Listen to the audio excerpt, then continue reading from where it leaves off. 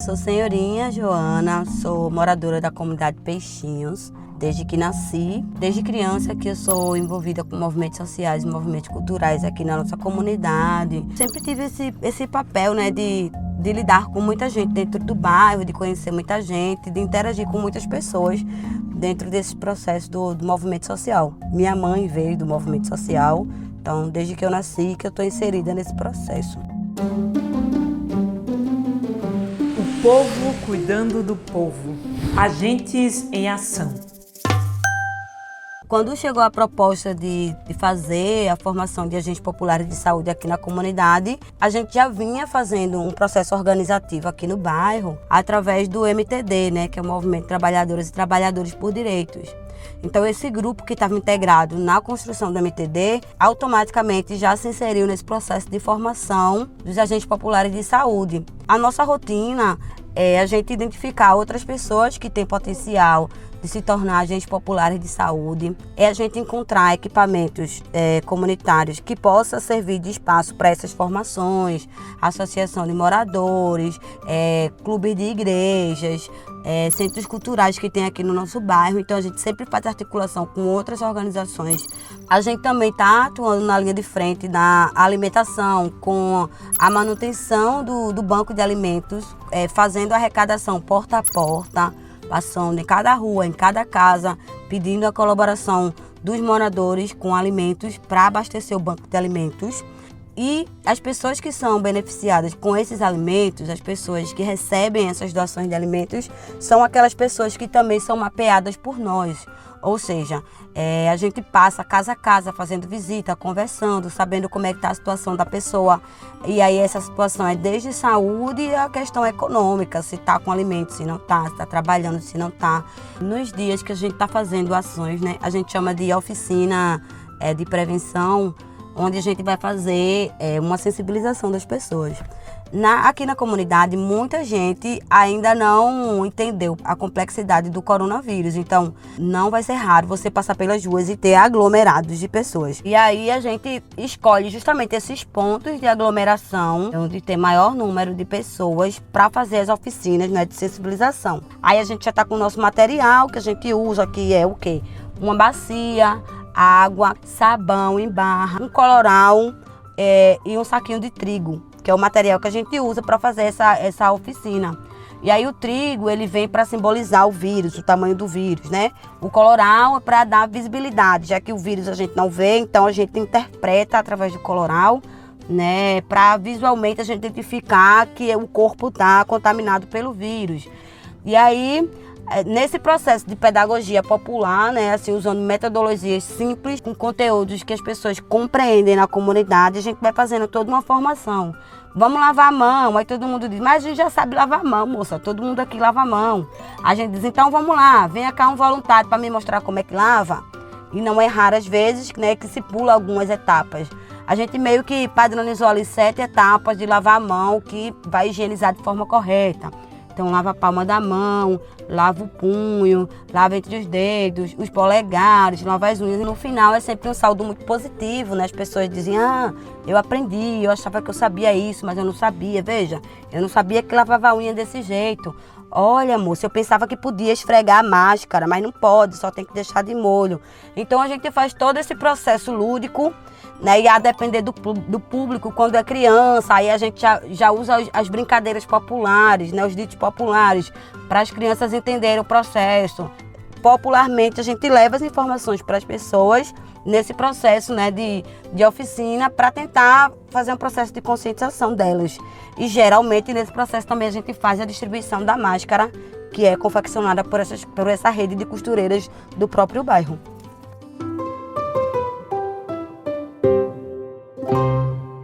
Os agentes populares de saúde têm atividades quase que diárias no acompanhamento das famílias, mas o projeto foi além do atendimento porta a porta e juntou comunicação e mobilidade para abrir ainda mais o diálogo com a comunidade.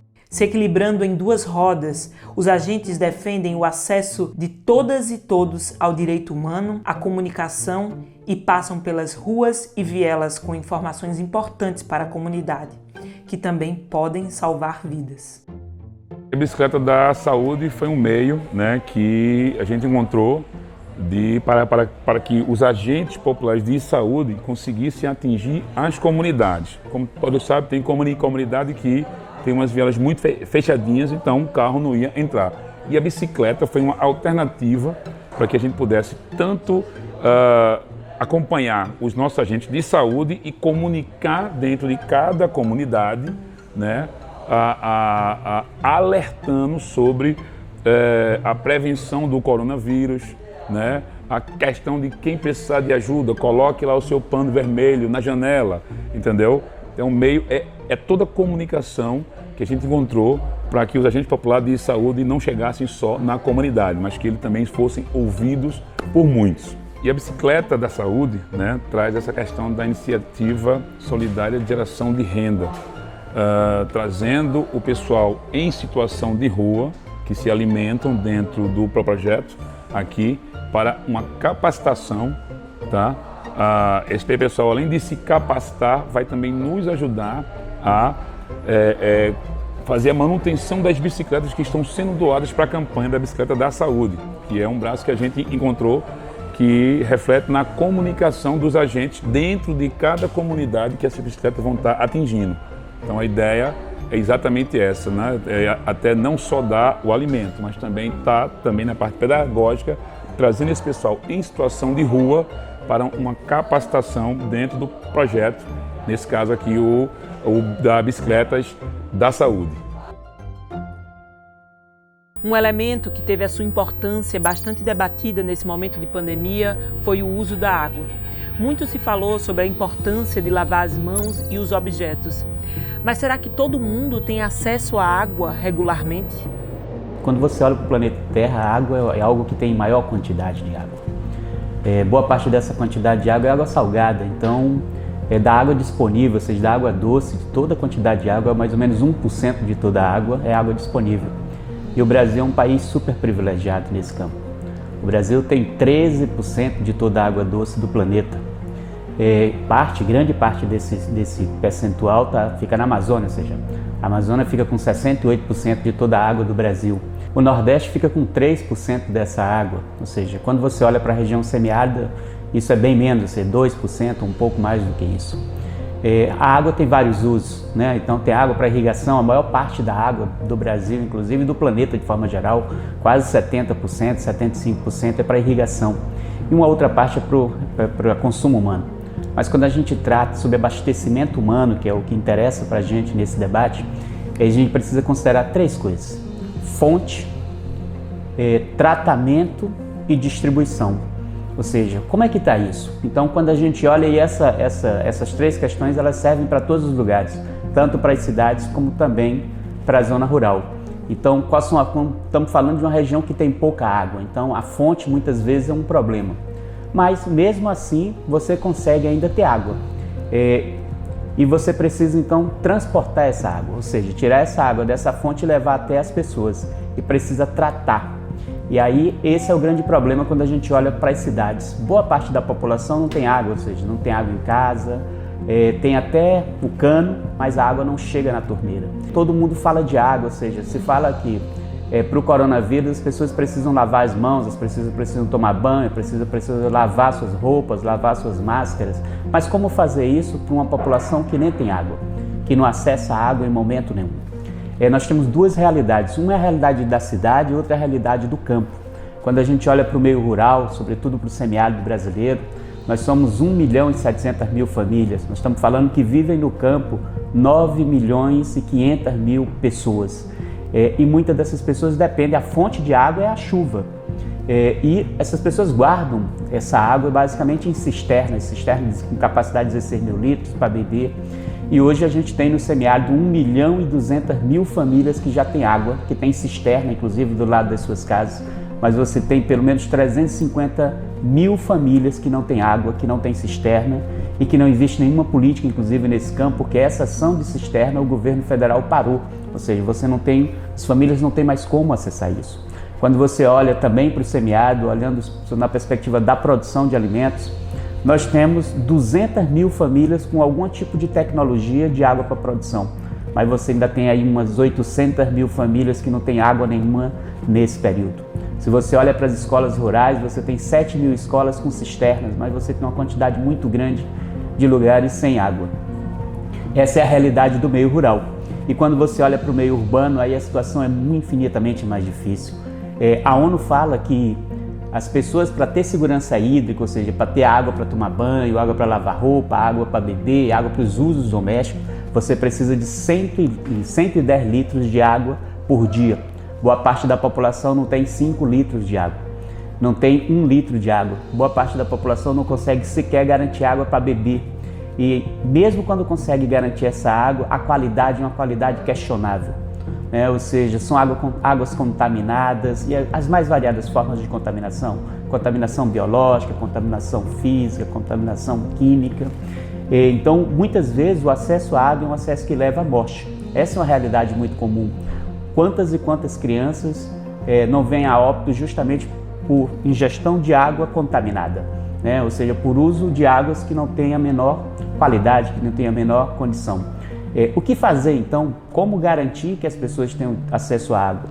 Uma estratégia que é pouco usada nas cidades, mas poderia ser muito mais usada, a gente poderia trabalhar muito mais com isso, que é o acesso da água de chuva, ou seja, estocar água de chuva.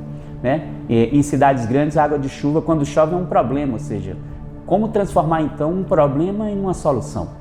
Então nós precisaríamos, na verdade, começar a ter mais estruturas para guardar água nas cidades. Você já poderia pensar em fazer tanques, em fazer cisternas, em fazer estruturas que pudesse guardar, e não apenas estruturas para as famílias, ou seja, o próprio Estado, as prefeituras, as secretarias, as companhias de água, no caso de Pernambuco, a Compesa, um conjunto de outras iniciativas para garantir água de chuva para essas populações. E nós precisamos montar uma estratégia, ou seja, você precisa planejar. Então, quando eu olho para uma cidade, você tem bairros, você tem ruas, então como é que está essa situação? Como é que o poder público, como é que se pensa na perspectiva do planejamento, da garantia de água para essas pessoas? Porque todo mundo sabe, ou seja, a conta da água ela vem todo mês, mas a garantia da água não. E esse é um debate importante que a gente precisa fazer com as pessoas. Garantir água é um direito. A Constituição brasileira, inclusive reformada, diz isso. Todo mundo tem direito à água. Então, mas como garantir essa água e como garantir essa água nesse período? Como garantir que as pessoas tenham direito, tenham acesso a essa água? Como garantir que as pessoas possam lavar suas mãos? Como garantir que as pessoas possam tomar banho, fazer seu asseio e se proteger contra o coronavírus? Então, água hoje é uma questão de saúde pública e todas as pessoas precisam ter esse direito garantido. Movimentos contra o coronavírus. O Levante Popular da Juventude é uma organização de jovens militantes voltada para a luta social em busca da transformação estrutural da sociedade brasileira. O Levante organiza os jovens nas periferias, universidades e escolas, agitando, formando e organizando a juventude por meio da cultura, cursinhos populares pré-vestibular, movimento estudantil e várias outras atividades. O Levante se propõe a ser o fermento na massa dos jovens desse país para a construção de um projeto popular para o Brasil. Conversar agora um pouco com vocês sobre a campanha Nós por Nós, que o Levante Popular da Juventude vem realizando. Essa campanha de solidariedade Nós por Nós, ela está inserida dentro da campanha Mãos Solidárias e também da campanha Periferia Viva. Essa campanha Nós por Nós vem muito na pegada da juventude ser uma ponte de quem precisa de ajuda e de quem quer ajudar. E aí a gente vem realizando essa campanha de solidariedade em diversos territórios e nacionalmente. Aqui no estado de Pernambuco, a gente centralizou a nossa campanha em 2 atividades centrais. A primeira é levar informação às pessoas. A gente observou que, principalmente nas periferias, uma das maiores dificuldades é a falta de informação. As pessoas não conhecem a Covid-19, as pessoas não sabem o que está acontecendo e não recebem uma informação correta. Então, pensando nisso, a gente realiza uma primeira ação que é levar a informação de qualidade e correta a essas pessoas. Então, nós fizemos uma colagem de lambes, tiramos alguns dias para fazer essa colagem nos territórios e principalmente onde a gente está realizando as atividades aqui em Pernambuco, no Morro da Conceição. E aí nesse LAMB a gente tem informações de orientações de saúde e também se disponibilizando para poder ajudar no auxílio emergencial, no cadastramento e no recebimento desse auxílio. A nossa segunda ação central é a distribuição de cestas básicas. Nós, aqui no Morro da Conceição, temos um trabalho da Podemos Mais, onde nós temos um curso pré-ENEM, onde trabalhamos com jovens, um curso pré-ENEM popular. E aí a ideia também foi inserir essa galerinha junto com a gente na distribuição. Então, com a ajuda deles e com os nossos militantes, a gente conseguiu realizar já diversas distribuições de cestas básicas no Morro da Conceição. A gente entende que essa campanha de solidariedade, a gente conversa com as pessoas, a gente tenta fortalecer os vínculos, a gente tenta formar aquelas pessoas, entender a realidade para poder fazer um trabalho integral com aquelas famílias. E para além do território do Morro da Conceição, também estamos realizando essas distribuições em outros municípios aqui do nosso estado de Pernambuco. Nós estamos abertos, nós estamos continuando precisando de doações, então acompanhe nossas redes sociais e aí quiser ajudar, quiser contribuir, é só dar um oi lá na gente e chegar junto, porque se eles lá não fazem nada, nós fazemos por aqui, é nós por nós. O que a história nos conta? Meu nome é Branque Buca, eu sou professor de História da Universidade Estadual de Feira de Santana e eu quero compartilhar com vocês o que a história nos conta, falando um pouco sobre a varíola e as epidemias de varíola, várias epidemias que atingiram o Brasil e também as Américas. Obviamente, na história da humanidade, a varíola é uma doença recorrente e as epidemias de varíola são muito graves. A doença é causada por um vírus. O vírus se chama Paxvirus variolae. E esse vírus provoca dois tipos de doenças, duas manifestações. Uma mais grave, chamada popularmente de bexiga, a gente também pode chamar de varíola maior, e outra menos grave, chamada popularmente de alastrim, que podemos chamar também de varíola menor, e ela é mais branda e mata menos. A varíola é uma doença com um período de incubação relativamente longo, entre 10 a 14 dias. Quando começam a aparecer os sintomas são febre, mal-estar, dores de cabeça, dor nas costas. 2 dias depois, aparecem erupções na pele, depois no rosto, nos braços, nas pernas. São primeiro protoejas que depois evoluem para pústulas, que são bolhas com pus. Essas lesões depois vão se unindo no corpo, formando carreiras de pústulas. E aí a gente chama isso de bexiga de canudo. E em seguida, se evolui para o caso mais grave, aparecem hemorragias na pele, hemorragia nas mucosas, e a pessoa falece entre o 5º e o 6º dia. Os espanhóis que vieram para as Américas trouxeram a varíola, e a varíola foi utilizada como arma biológica para dizimar os exércitos astecas, por exemplo, e para, de alguma forma, devastar os incas. A história da varíola no Brasil, ela começa na ilha de Taparica, na Bahia, em 1563. Ela chega em São Paulo, mata 30 mil índios. Em 1559, devasta o Rio de Janeiro, fazendo 3 mil vítimas, entre indígenas e também negros. E os negros deram um apelido para a varíola, Beceba-Iba, doença maligna. Se a gente pensar a abordagem da varíola, sua importância é tão significativa que a gente tem uma abordagem literária da varíola.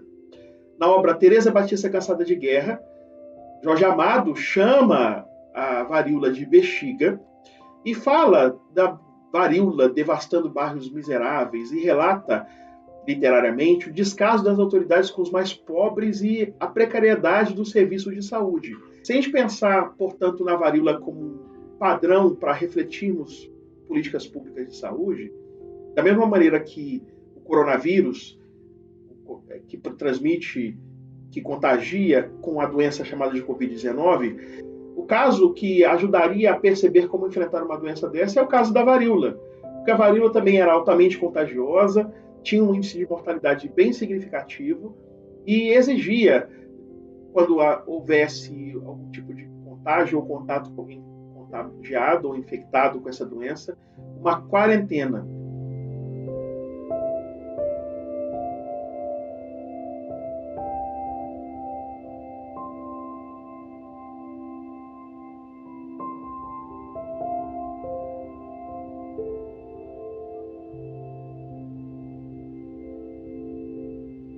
Ninguém era poupado da varíola.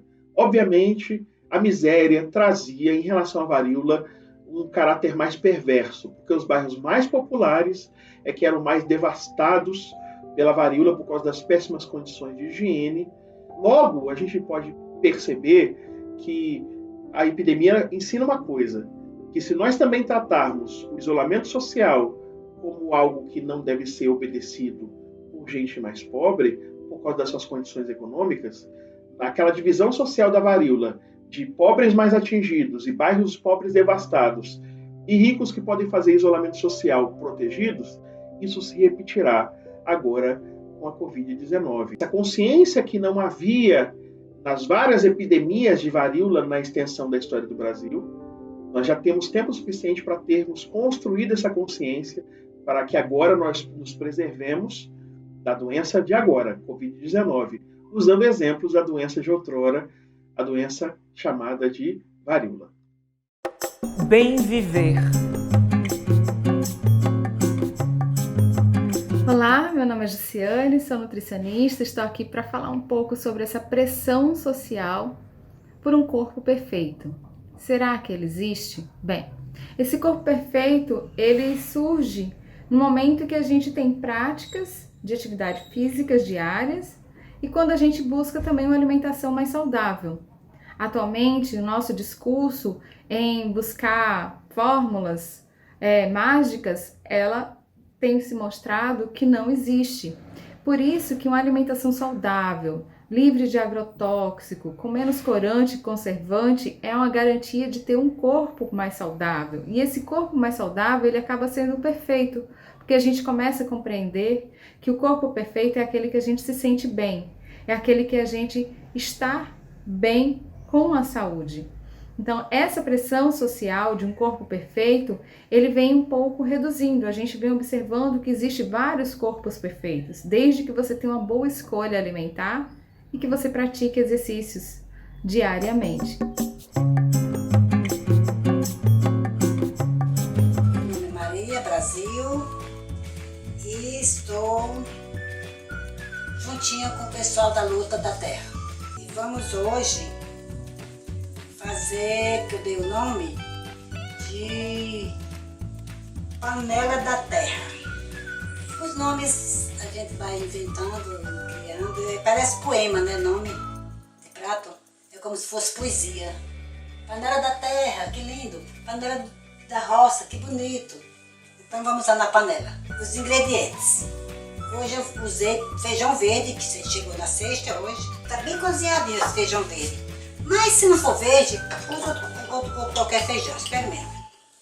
Feijão da roça, farinha da roça ou farinha de mandioca, né? Como querer chamar, que também é da agroecologia. E agora vamos amassar bem amassadinho esse feijão. É importante que seja bem machucadinho e bem cozinhadinho esse feijão. E a farinha da roça é bom que seja aquela farinha fininha, né? Toda farinha de roça de agricultores familiares é aquela, geralmente é essa pomada que a gente chama, né? Ela é mais, parece uma farinha fina. Se quiser colocar uma pimenta, se não tiver muita criança para comer, depende. Você pode colocar aqui pimenta, pode colocar um pouquinho de manteiga. Eu estou fazendo só o feijão com sal, certo? Então, mas isso aqui é opcional. Alho cru dessa massa. E faz uma bolinha. Vamos abrir a panela. Para fazer a panela, vamos colocar nesta panelinha arroz com girimum cozido. A gente coloca um ovo, uma folhinha de coentro. Pode botar um ovo, 2 ovos. ficar bonitinho. E vamos encher ela com esses recheios aqui, que é o que eu escolhi. Você escolhe também o seu, tá? Fica à vontade. Vamos botar aqui, que é tomate, coentro, cebolinha com salzinho e o ovo. Bem pequenininha, tá faltando só o ovinho. Olha aí, gente, nosso prato de hoje, a nossa comida de hoje, com tudo da agroecologia do MST, Movimento do Sem Terra, trazido por alguém, outro alguém plantou, outro alguém cuidou. Então são pessoas que vêm nesse caminhar, nos trazendo até nós chegar à nossa mesa, né? Agradecendo muito as possibilidades de nós termos a comida na mesa hoje. Então, bem fácil, e vamos criar, inventar, fazer com o que tem também em casa.